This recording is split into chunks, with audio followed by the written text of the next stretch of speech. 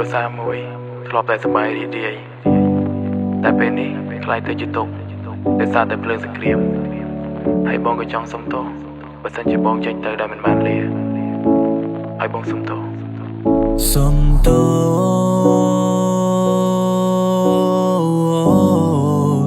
ដែលបាមិនបានមើលថែកូ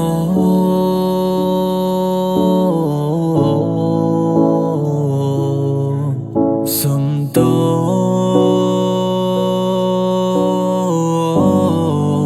ដែលបងមិនបាននៅក្បែរអូ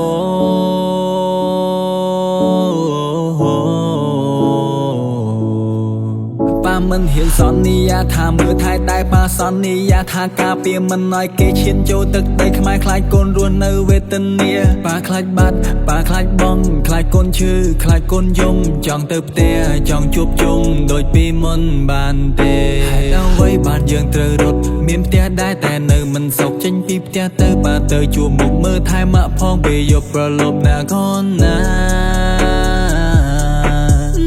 កូនណា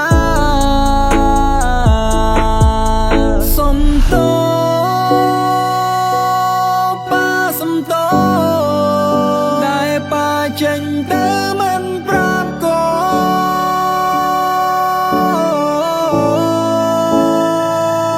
នសុំទោសបងសុំទោសប្រពន្ធសំឡាញ់ញ៉ានកុំយក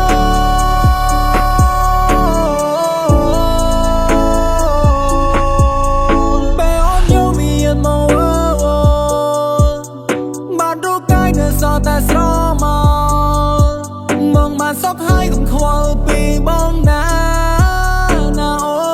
នណាបងមកទីនេះដើម្បីជាតិអូនត្រូវប្រឹងរស់បន្តទៀតទោះបីត្រូវមរណភាពលាទៅដោយមោទនភាពបូជាឈាមស្រស់ដើម្បីប្រទេសជាតិមិនចង់ឲ្យខ្មាំងវាចូលមកវិវាទពួកយើងជាខ្មែរយើងការពីទឹកដីសំដីយើងមានន័យកុំចាំតែពេលឆ្លៀតអរគុណដល់អ្នកទាំងអស់អរគុណវីរៈបុរសណែត្រង់នឹងជាតិឲ្យស្មោះ